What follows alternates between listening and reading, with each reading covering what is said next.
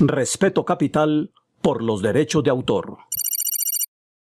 ¿Sabían ustedes que más allá del despliegue técnico y del talento humano para transmitir un evento como lo es Rock al Parque, este canal debe cumplir una serie de protocolos y procesos que garanticen los derechos de autor y conexos de quienes participan en él? Por ejemplo, el derecho de los compositores a ser reconocidos como autores de sus obras y a recibir ingresos para vivir de ellas. Los derechos de los cantantes o de los arreglistas por sus interpretaciones o modificaciones a las obras originales. Los derechos de las empresas productoras de los discos o videos de cada una de las bandas participantes en el festival. Y los derechos de los diseñadores y fotógrafos que participan en la elaboración de las carátulas de sus discos y videos.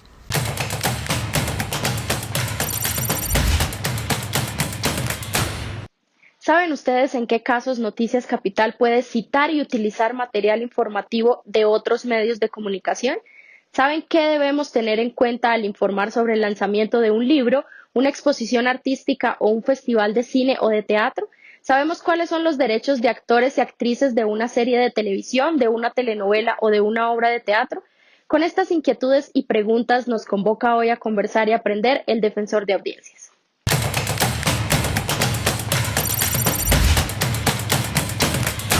Miguel Herrera es asesor jurídico de Capital para todos los temas relacionados con derechos de autor y propiedad intelectual. Miguel, muchas gracias por estar hoy con nosotros en Audiencias Capital. Carlos, muchas gracias por la invitación. Este mundo, creo que para muchas personas que nos ven y nos oyen a esta hora, como para mí mismo y para muchos profesionales de la comunicación, es un tema pero muy desconocido. Así que te invito, Miguel, a que de una manera muy breve nos expliques qué es esto de los derechos de autor.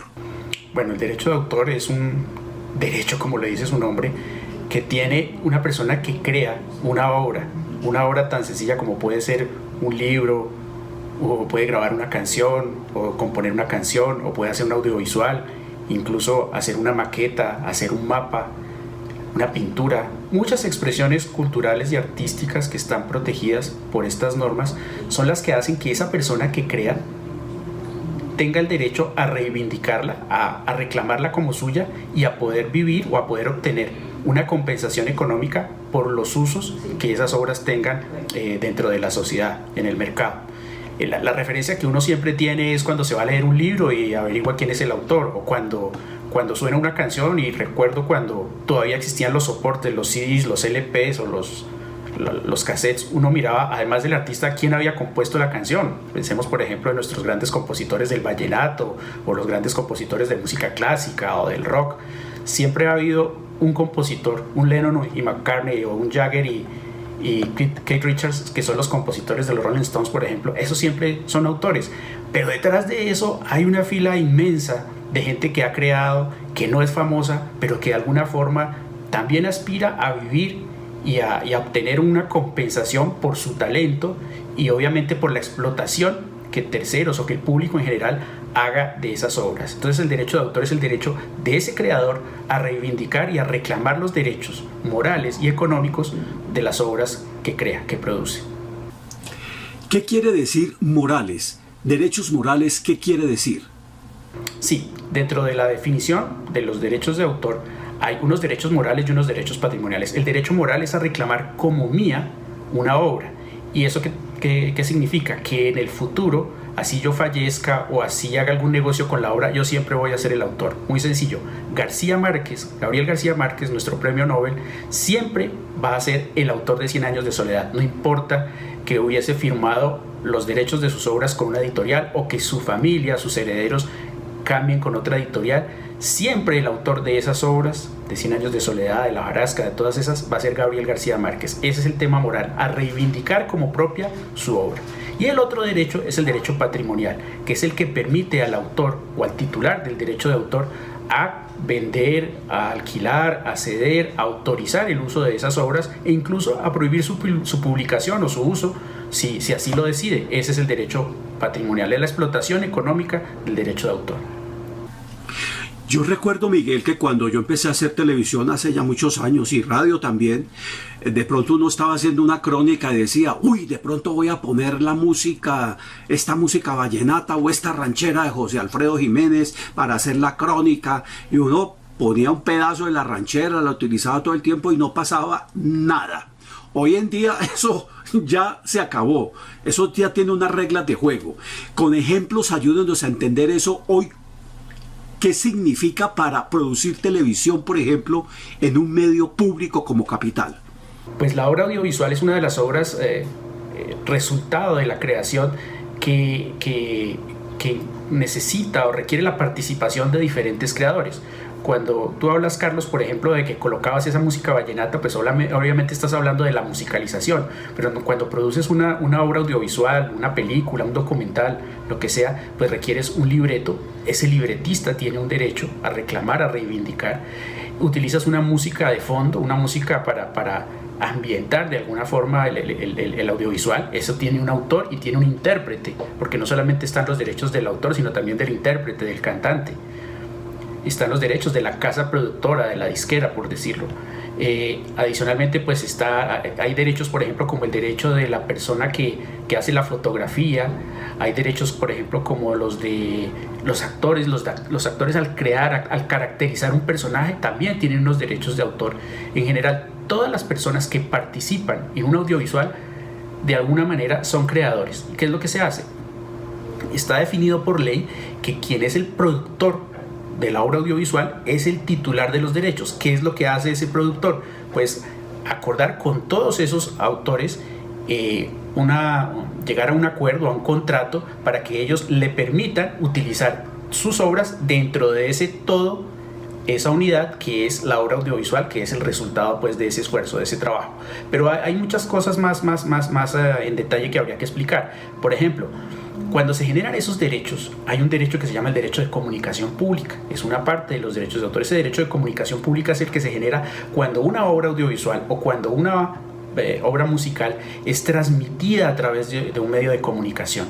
Entonces, cuando sonamos en la radio, por ejemplo, cuando escuchamos una canción en la radio o en las mismas plataformas, como sucede ahora, o cuando se emite un audiovisual, ya sea por la señal abierta de televisión por suscripción, o incluso por las mismas redes, por los medios digitales, pues obviamente se genera un derecho. ¿Por qué? Porque quien está consumiendo eso, pues obviamente es el público, y quien lo emite de alguna u otra forma se está lucrando porque vende publicidad, porque le pagan una suscripción a su canal de cable. Entonces esa es la forma, o sea, ese es lo que genera derechos para que se pueda recaudar dinero que compense el trabajo del autor.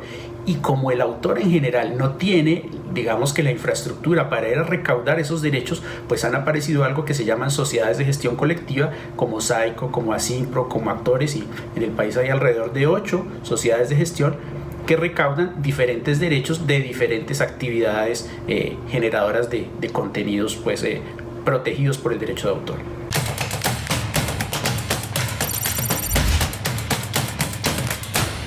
Después de la pausa, el defensor de audiencias le planteará a su invitado 2 casos a partir de los cuales podremos entender mejor la importancia de los derechos de autor, la responsabilidad que tenemos como sistema de comunicación pública frente a estos derechos y las restricciones que se derivan de su correcta aplicación.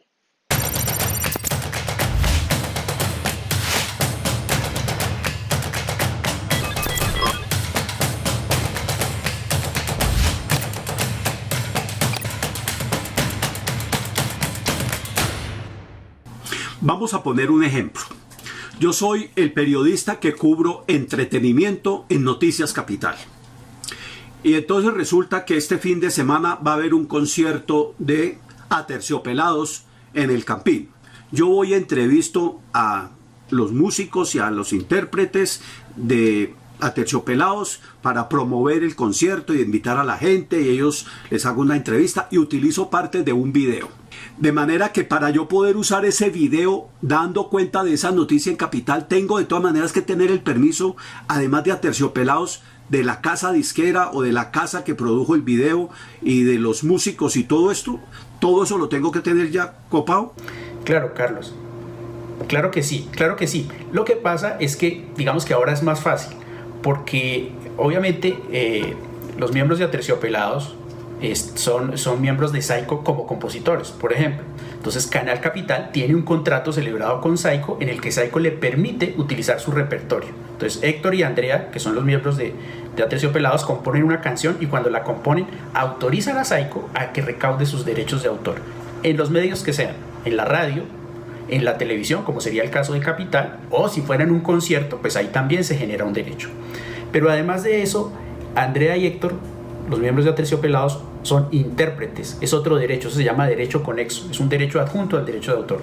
Cuando ellos son intérpretes, ellos también tienen derecho a recaudar regalías por esas interpretaciones. Entonces ellos son miembros de una sociedad de gestión que se llama ASIMPRO. ASIMPRO es la Asociación Colombiana de Productores e Intérpretes. Entonces ahí ellos reciben su derecho como intérpretes, pero además de eso, la casa disquera para la cual grabaron ese contenido, que en esa época fue BMG, cuando ellos reventaron pues el mercado del rock nacional. De hecho tuve el honor de trabajar en esa disquera hace más de 20 años. Ahora esos derechos los administra Sony, porque Sony a nivel mundial absorbió a BMG. Pues Sony también, al haber hecho una inversión económica para grabar, o a BMG en ese momento para grabar esas canciones, también tiene derecho a recuperar su inversión a través de unos derechos que se llaman derechos de productor. Entonces ahí también aparece ese derecho, y obviamente cuando se recaudan esos derechos, pues obviamente la sociedad de gestión se queda con un porcentaje de administración y el resto de derechos los reparte entre sus socios. En este caso, pues le llegaría una regalía a Héctor y a Andrea Echeverry y la otra le llegaría a Sony desde el punto de vista de los derechos conexos, pero también le llegaría a Héctor y Andrea como autores de las canciones que son pues utilizadas en ese audiovisual. A veces sucede que el autor no es el intérprete. Pensemos en el caso de Carlos Vives y sus clásicos de la provincia. Entonces, por ejemplo, está utilizando una canción pensemos pues de Emiliano Zuleta o de Rafael Escalona. Entonces, ¿qué sucede? Estas dos personas pues ya están fallecidas. El derecho de autor tiene una duración en el tiempo que es la vida del autor más 80 años. Entonces, Carlos Vives interpreta, Saiko recauda los derechos de autor, por ejemplo. Como Escalona ya ha fallecido, Escalona tiene unos herederos, esos dineros van a los herederos de Escalona o a quien Escalona le haya cedido esos derechos, porque en muchos casos el autor no se queda con sus derechos patrimoniales, sino que los vende o los cede a alguien para que lo reclame o pide un anticipo y le dice, mire, le damos 50 millones de pesos por sus derechos y mientras los recaudamos nosotros nos quedamos con esos derechos. Le pongo otro ejemplo, Miguel. Supóngase que se muere una gran personalidad de la música clásica, un gran intérprete como Plácido Domingo. Ojalá eso ocurra dentro de muchos años. Algún día morirá, pero va a ser necesario que Noticias Capital, como las noticias de Caracol, de RCN, todo el mundo evoque a Plácido Domingo. Si hay unos videos que han sido publicados en YouTube o incluso en la cuenta personal de él o de la disquera, el día que Plácido Domingo muera, yo puedo utilizar pedacitos de ese video para evocar a Plácido Domingo. Claro, los derechos de autor tienen excepciones y una de esas excepciones es el derecho a la información. Entonces, si usted va a reportar la muerte de algún famoso, de algún intérprete famoso, podría eventualmente utilizar esos pequeños segmentos para orientar la nota, para orientar la noticia, para hacer una referencia, y obviamente no tendría que pagar porque se hace en virtud del derecho a la información. Es una excepción al derecho de autor, pero con unas condiciones, y esas condiciones son simplemente que usted diga de dónde obtiene ese video. Si usted está utilizando el video y el video pertenece a la casa productora que grabó a Plácido Domingo, pues usted simplemente utiliza los créditos que están al lado del video, o de la disquera, que en muchos casos es también la titular del video, pero solo para uso de información, no para usos pues relacionados con temas comerciales ni nada de eso, simplemente haciendo uso de esa excepción que establece la ley al derecho de autor.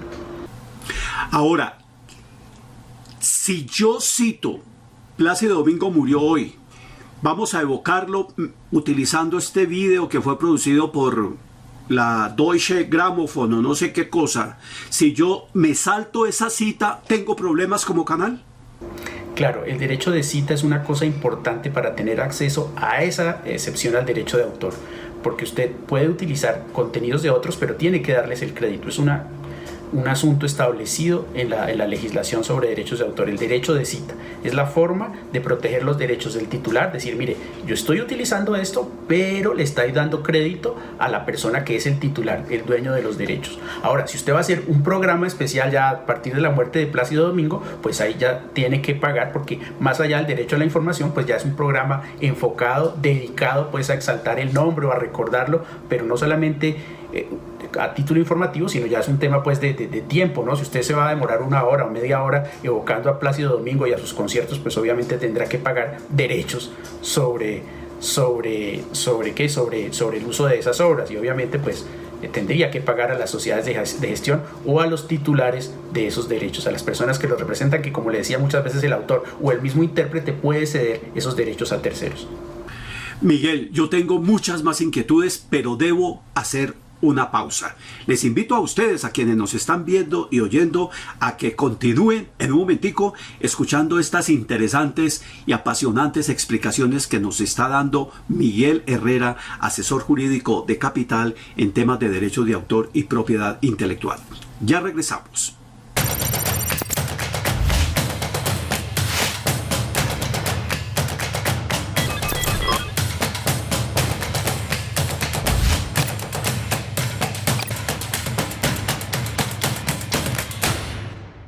Continuamos nuestra conversación, a mi modo de ver apasionante, con Miguel Herrera, asesor jurídico de Capital en temas de derechos de autor y propiedad intelectual. Miguel, ¿qué pasa si Capital está grabando una serie o un documental en la calle y de pronto la entrevista que yo estoy realizando ocurre al lado de una cantina o de un bar donde se está oyendo una música de fondo? Porque eso es lo que está pasando en la calle. Yo tengo que pedir permiso también para emitir esa entrevista con esa música de fondo, que no fue intencional, sino que hacía parte de la locación en su condición natural, un escenario donde está ocurriendo una entrevista.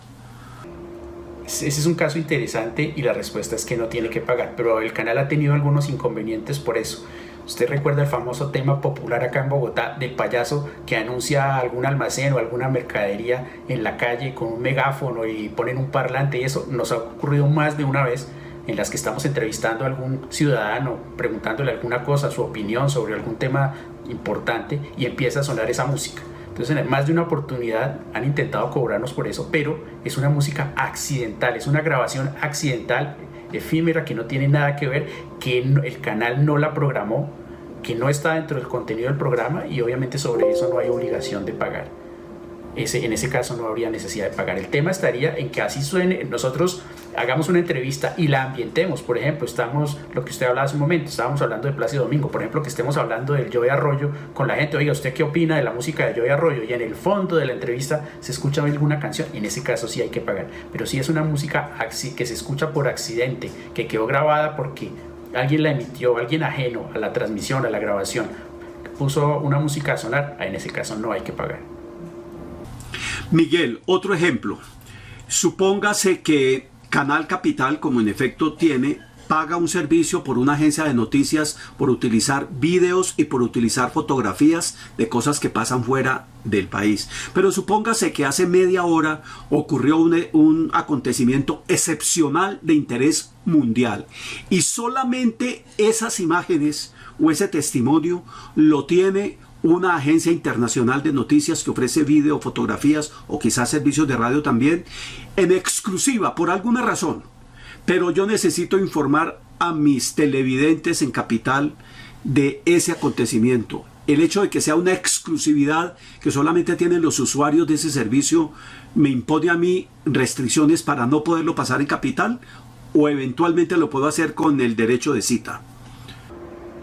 Pues si existen acuerdos en los que, por ejemplo, alguna empresa expresamente le diga a todo el mundo, oiga, usted no puede utilizar estas imágenes porque son exclusivas, pues ahí habría una limitante. Lo que pasa es que el derecho de la información, en este caso, está un poco por encima del derecho de autor. Pero si, por ejemplo, yo consigo una información con alguien en exclusiva y la emito, pues yo puedo ser, voy a ser el primero que la debe emitir. O sea, si es una emisión, por ejemplo, si es una cosa de CNN, pensemos, CNN, que es un canal internacional, y ellos adquieren una información exclusiva, pues al emitirla de primeros, pues son los que tienen ese derecho.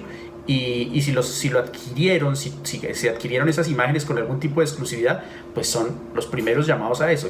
Ya una vez emitida o transmitida, pues seguramente haciendo uso del derecho de cita, del derecho de la información, podría utilizarlo, pero yo no puedo violar esa exclusividad primigenia, por utilizar una palabra un poco rebuscada, pero no se me viene ninguna otra a la mente, que tendría el que adquiere esos derechos. Piense, por ejemplo, que en muchos casos sucede que los canales, las grandes cadenas de televisión a nivel mundial, como la BBC, como la CBS en Estados Unidos, le dicen a la gente, oiga, usted que está en el lugar de la noticia, filme y mándeme eso a mí, pero firma una exclusividad en la que dice que me autoriza a mí a emitirlo de primero. Ahí está, digamos, la ventaja, la exclusividad, la novedad. Pero yo, habiéndola ya emitido, podría utilizar eso como una referencia, como el derecho de cita, habiéndole emitido pues el primero, el que adquirió los derechos, y yo hacerlo ya en una segunda instancia, dando pues los créditos correspondientes, el derecho de cita, y utilizando la excepción al derecho de autor relacionada con el derecho a la información. Yo puedo utilizar, Miguel, sin riesgo como capital, un video que un ciudadano graba, por ejemplo, en una marcha, filmando un acto de vandalismo o un acto de brutalidad policial, sin que mañana ese ciudadano me diga, ¿usted por qué publicó ese video que yo publiqué en mi red social? Si ese video lo publiqué yo, eso lo hice yo y usted a mí ni siquiera me dio crédito. ¿Lo puedo hacer en qué condiciones? ¿Bajo qué reglas de juego? Carlos, la aparición de las redes sociales ha generado una serie de cambios y de situaciones complejas respecto al derecho de autor, porque hay algo que tienen las redes sociales. Usted sabe que en la red social se publican cosas, pero usted cuando los ve no tiene la certeza de que donde aparece publicado sea el canal o el medio de transmitir de quien dice haber obtenido esa información. Pensemos, por ejemplo, en el caso reciente del ciudadano que falleció en un hecho lamentable hace unos días acá en Bogotá, en un tema policial que no vamos a entrar a analizar. Pero pensemos que alguien subió eso a las redes sociales y lo siguen, o sea, otras personas lo siguen transmitiendo, entonces, o lo siguen mandando a través de las redes sociales, repitiéndolo pues a través de su red social. Entonces no existe la certeza en muchas oportunidades de que un contenido sea de quien dice haberlo subido originalmente. Ese es un riesgo muy grande y puede significar un problema, porque usted puede darle crédito a esa persona, utilizar el derecho de cita, pero resulta que él no es el autor real de ese audiovisual. Entonces existe un riesgo muy grande, y por eso en el canal una de las políticas siempre ha sido tratar de evitar utilizar contenidos sobre los cuales no estamos 100% seguros de su autoría. ¿Por qué? Porque es preferible evitarse una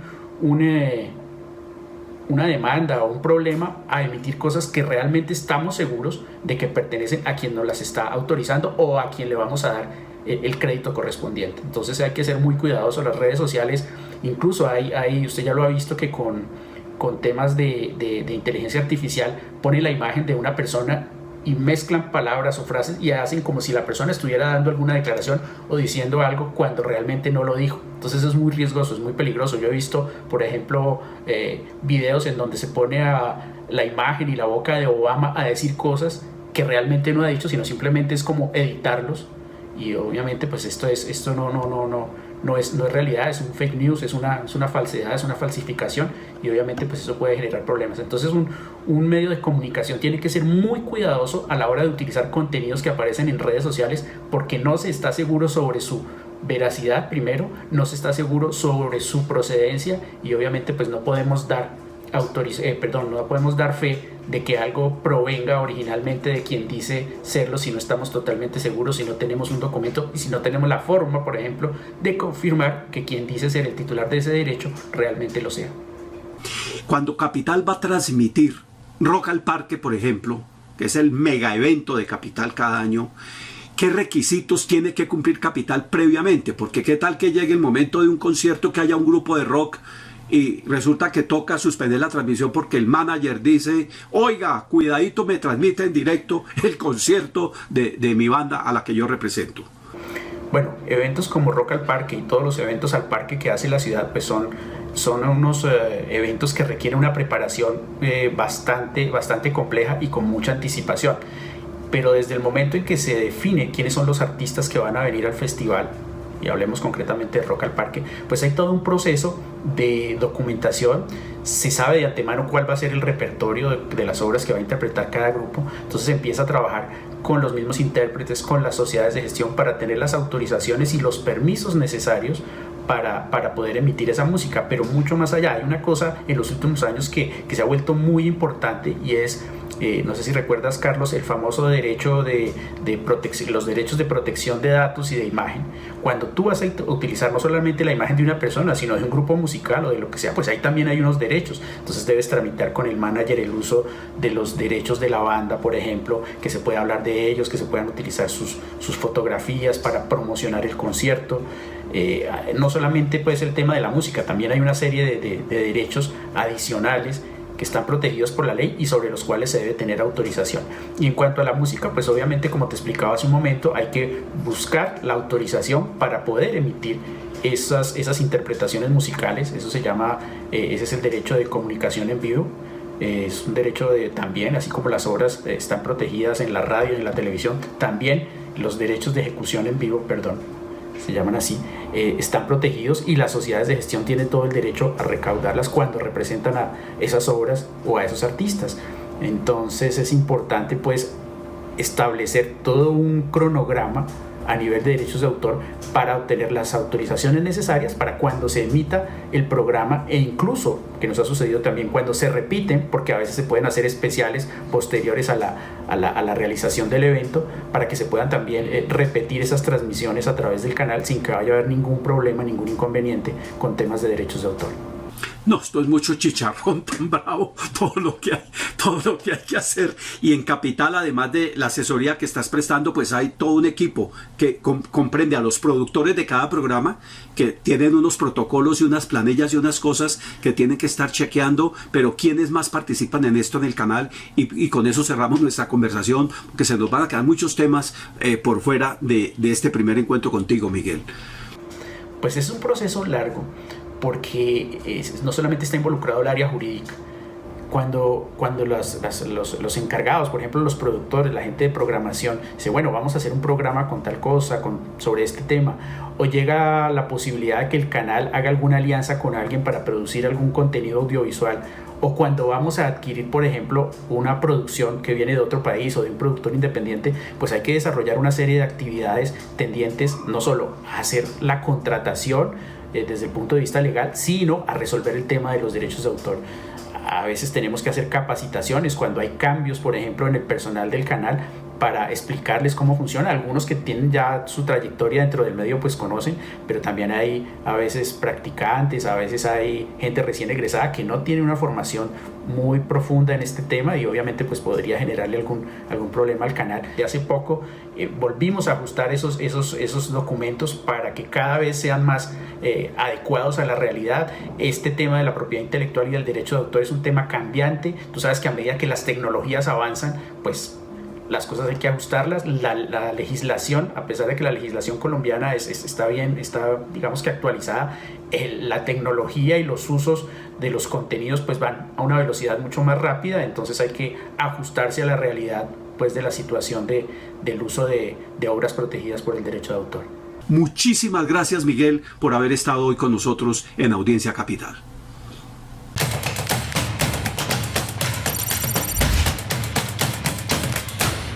No olvide que si tiene comentarios, preguntas o sugerencias para Audiencias Capital, puede comunicarse con nosotros a través del correo electrónico ccapital@canalcapital.go.co. Nos vemos el próximo viernes.